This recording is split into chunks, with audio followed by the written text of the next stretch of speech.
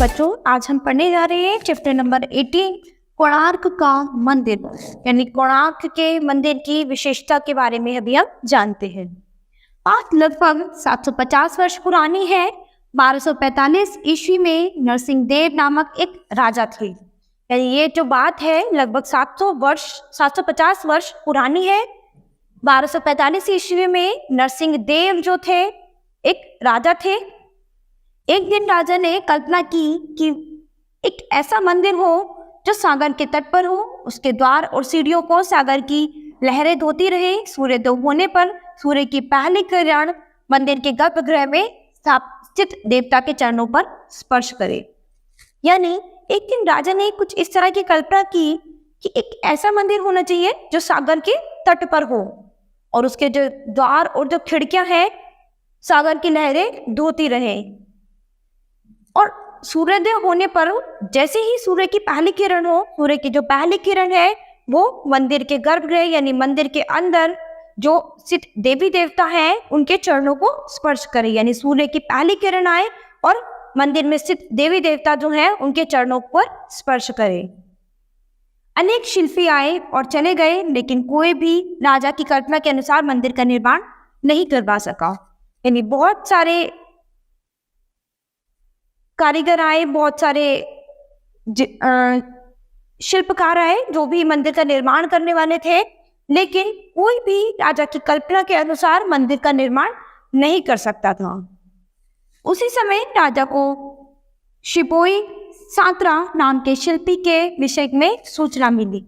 यानी उस समय राजा को शिबोई सात्रा नामक एक शिल्पी था जिसके विषय में सूचना मिली। शिबोई अनेक भव्य मंदिरों का निर्माण करके पूरे उड़ीसा में प्रसिद्ध हो गया था। यानी शिबोई जो था उसने बहुत सारे भव्य मंदिरों का निर्माण करवाया था, जिसकी वजह से वो उड़ीसा में बहुत ज्यादा प्रसिद्ध था। राजा ने शिबोई को ससम्मान अपने दरबार में बुलाया। मंदिर का विवरण जानकर शिबोई कुछ परेशान सा हो गया, तो राजा ने शिबोई को पूरे सम्मान के साथ अपने दरबार में बुलाया। तो मंदिर का विवरण जानकर, यानी मंदिर इस तरह से बनना है, शिबोई थोड़ा सा परेशान सा हो गया। उसने राजा से कुछ समय के लिए प्रतीक्षा करने की प्रार्थना की। एक दिन शिबोई समुद्र तट पर घूमने गया और थककर वही रेत पर सो गया। उसने राजा से कहा कि आप अभी कुछ समय के लिए प्रतीक्षा करो। फिर एक दिन शिबोई समुद्र के तट पर घूमने गया और वहां पर थक कर वही रेत पर सो गया। सुबह अचानक हड़बड़ा कर उठा तो देखा कि सागर का जल उसके पांव पखार रहा है तथा सूर्य की सुनहरी किरणें उसके मुख पर पड़ रही हैं। तो जैसे ही वो सुबह अचानक हड़बड़ा कर उठा तो उसने क्या देखा कि सागर का जो जल है वो उसके पांव पखार रहा है, यानी उसके पांव धो रहा है तथा सूर्य की किरणें जो थी वो उसके मुख पर पड़ रही है। बस शिकोई खुशी खुशी राजा के पास जाकर कहने लगा, महाराज आपकी कल्पना के अनुरूप मैं मंदिर बना दूंगा। अब शिबोई को यह पता चल गया था कि जिस तरह के मंदिर का निर्माण राजा करवाना चाहते हैं वो बन सकता है। तो शिबोई जो थे बहुत खुश होकर राजा के पास गए और बोले कि महाराज आपकी कल्पना के अनुसार मंदिर बना दूंगा। आप राजपुरोहित से शुभ मुहूर्त निकलवा लें ताकि नींव का पत्थर रखा जा सके। यानी आप किसी राजपुरोहित से कोई शुभ मुहूर्त निकलवा लें जिससे नींव का पहला पत्थर वहां पर रखा जा सके। शुभ मुहूर्त के दिन शिलान्यास कर दिया जाएगा, यानी शुभ मुहूर्त के दिन उस भवन का निर्माण कर दिया जाएगा। अगले दिन ही शिबोई ने सागर के किनारे किनारे पत्थर डलवाने शुरू कर दिए। यानी अगले दिन से ही शिबोई ने क्या किया, सागर के किनारे किनारे पत्थर डलवाने शुरू कर दिए। उसकी मेहनत रंग लाने लगी। मंदिर का सुदृढ़ आधार बन गया। धीरे धीरे करके 12 वर्षों में कोणार्क का सूर्य मंदिर बनकर तैयार हो गया। यानी उसकी मेहनत कुछ रंग लाने लगी तो मंदिर का जो था आधार बन गया। धीरे धीरे करके 12 वर्षों में कोणार्क का सूर्य मंदिर जो था वो तैयार हो गया। मंदिर की ऊंचाई लगभग 235 फुट थी, लेकिन शीर्ष पर कलश के बिना मंदिर अधूरा था।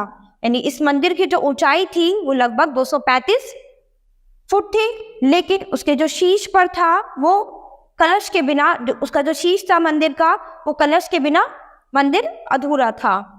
इतने ऊंचे मंदिर के शीर्ष पर कलश चढ़ाना एक दुष्कर कार्य था। यानी मंदिर के इतने ऊंचे शिखर पर उस कलश को चढ़ाना बहुत ही मुश्किल काम था। शिबोई के साथियों में से कोई भी इस जोखिम भरे काम को करने के लिए तैयार नहीं हुआ। यानी शिबोई के इतने सारे साथी थे, उनमें से कोई भी इस मुश्किल काम को करने के लिए तैयार नहीं हुआ। शिल्पी शिबोई एक बार फिर उलझन में फंस गया। अब फिर वो किसी उलझन में आ गया कि अब क्या किया जाए। उधर राजा की बेचैनी और क्रोध बढ़ता जा रहा था। उसने आदेश दिया, यदि मंदिर का कार्य शीघ्र पूरा नहीं किया गया तो शिबोई को मृत्युदंड दे दिया जाएगा। अब राजा जो था वो भी बहुत ज्यादा धीरे धीरे क्रोधित हो रहा था। उसने ये भी आदेश दे दिया था कि यदि मंदिर का निर्माण जल्दी से पूरा नहीं हुआ तो शिबोई को मृत्युदंड दे दिया जाए। शिल्पी शिबोई का एक सहायक था विशु। विशु 12 वर्षों से लगातार शिबोई के साथ मंदिर निर्माण में लगा था। यानी शिल्पी जो शिबोई था उसका एक सहायक था जो उसकी सहायता करता था, विशु।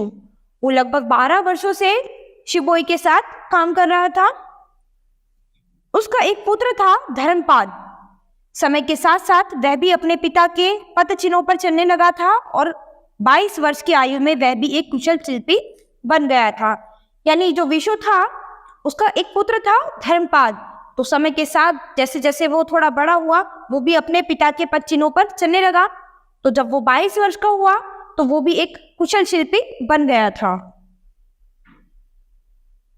कोणार्क के सूर्य मंदिर की चर्चा दूर दूर तक फैल चुकी थी। यानी ये जो कोणार्क का सूर्य मंदिर है इसकी चर्चा बहुत दूर दूर तक फैल गई थी। अतः धर्मपाद भी इस मंदिर को देखने की लालसा लिए अपने गांव से कोणार्क आ गया था। तो जो धर्मपाद था, विशु का जो बेटा था, वो भी इस मंदिर को देखने की लालसा लिए हुए अपने गांव से कोणार्क आ गया। मंदिर को देखकर धर्मपाद बड़ा प्रभावित हुआ, लेकिन मंदिर परिसर में कार्यरत शिल्पियों में छाई उदासी को देखकर उसने अपने पिता से इसका कारण पूछा। तो उसके पिता ने कहा, इतने ऊंचे मंदिर के शिखर पर कोई भी शिल्पी कलश चढ़ाने में समर्थ नहीं है और राजा ने मंदिर के पूरा न होने पर शिबोई को मृत्युदंड देने की घोषणा कर दी है। तो मंदिर को देखकर वो बहुत ही प्रभावित हुआ धर्मपाद। लेकिन मंदिर परिसर में जो काम कर रहे थे शिल्पकार, जो भी कारीगर काम में लगे हुए थे, उनके मुख पर कुछ उदासी सी छाई हुई थी। तो जो धर्मपाद था वो अपने पिता से पूछता है इसका कारण। तो उसके पिता बताते हैं कि इतने ऊंचे मंदिर के शिखर पर ये कलश चढ़ाने में हम सब समर्थ नहीं है, कोई भी नहीं चढ़ा पा रहा है और राजा ने मंदिर के पूरा न होने पर शिबोई को मृत्युदंड देने का आदेश दिया है। पिता से सारी बातें जानकर धर्मपाद ने इस दुष्कर कार्य को पूरा करने का संकल्प लिया और कलश चढ़ाने के लिए उनसे अनुमति मांगी। तो जैसे ही उसने अपने पिता की बात सुनी तो धर्मपाद जो था इस दुष्कर कार्य को पूरा करने के लिए उसने संकल्प ले लिया और उसने इस मूर्ति को कलश को चढ़ाने के लिए अपने पिता से आज्ञा मांगी। अपने पिता को भरोसा दिलाकर धर्मपाद ने काम शुरू कर दिया। कुछ ही समय में उसने कलश को स्थापित कर दिया। उसने अपने पिता को भरोसा दिलाया कि मैं ये काम कर दूंगा। फिर उसने ये काम शुरू कर दिया और कुछ ही समय में उसने कलश को स्थापित कर दिया था। यह सही था कि कलश की स्थापना धर्मपाद ने की थी, लेकिन वह अपने पिता और शिबोई आदि को अपमानित करके इसका श्रेय नहीं लेना चाहता था। यानी ये चीज बिल्कुल सही थी कि कलश की स्थापना धर्मपाद ने की थी, लेकिन वो अपने पिता और शिबोई आदि का अपमान करके इसका श्रेय खुद नहीं लेना चाहता था। अतः उसने मंदिर के शीर्ष से कूदकर आत्महत्या कर ली। तो इसीलिए उसने क्या किया, क्योंकि लोग उसका नाम ना लेने लगे, इसीलिए उसने क्या किया, मंदिर के शीर्ष से कूदकर अपनी आत्महत्या कर ली। कोणार्क के सूर्य मंदिर के साथ धर्मपाद का नाम भी अमर हो गया। यानी कोणार्क के जो सूर्य मंदिर था उसके साथ धर्मपाद का नाम भी जो था क्या, अमर हो गया। लोग आज भी उसके नाम को जानते हैं। 1256 ईस्वी में मंदिर का कार्य संपन्न हो जाने पर राजा निहाल हो गया। यानी 1256 ईस्वी में इस मंदिर का कार्य जो था संपन्न हुआ और राजा जो था निहाल हो गया। अपनी कल्पना को साकार रूप में देखकर उसने सभी शिल्पियों को बहुत सा धन और सम्मान दिया। यानी जब उसकी कल्पना के स्वरूप जो था वो मंदिर बन गया तो उसने जितने भी शिल्पकार थे जिन्होंने मंदिर का निर्माण किया था, उन सभी को बहुत सारा धन और सम्मान दिया। कोणार्क का सूर्य मंदिर अपने आप में एक कला और कौशल का एक अद्भुत नमूना है। यानी कोणार्क का जो सूर्य मंदिर है वो अपने आप में एक कला और कौशल का बहुत ही सुंदर और अद्भुत नमूना है। जिस समय यह बना था तब समुद्र की तेज लहरें इस मंदिर के द्वार और सीढ़ियों की धुलाई करती थी।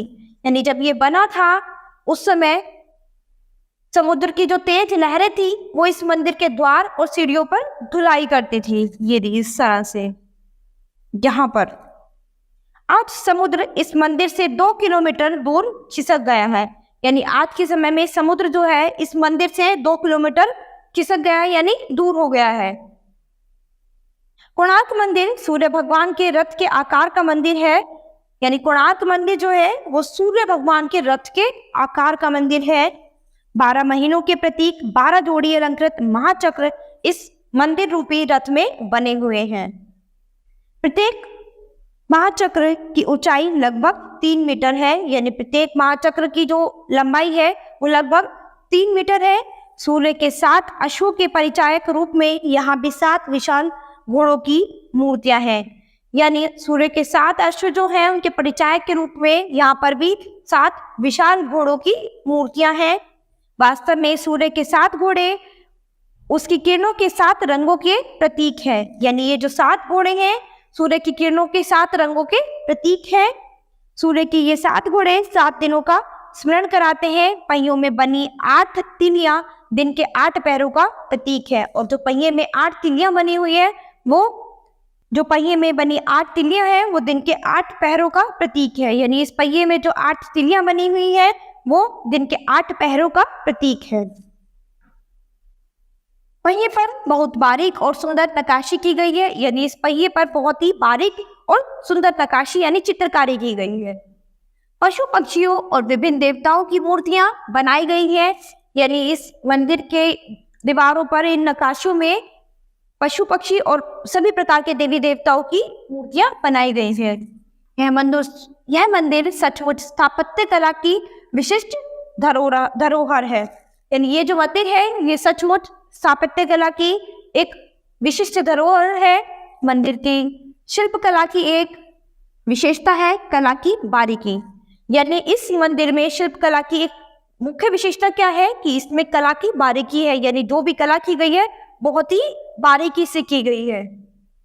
मंदिर की दीवारों पर बने पशु पक्षी देवी देवता मनुष्यों अप्सराओं आदि की प्रतिमाएं पर्यटकों का मन बरबस मोह लेती है। यानी इनकी जो दीवारें हैं मंदिर की जो दीवारें हैं उस पर बने पशु पक्षी देवी देवता मनुष्य अप्सराएं सभी की जो प्रतिमाएं बनाई गई हैं वो सभी पर्यटकों का यानी जो भी वहां पर घूमने आते हैं उन सबका मन मोह लेती है।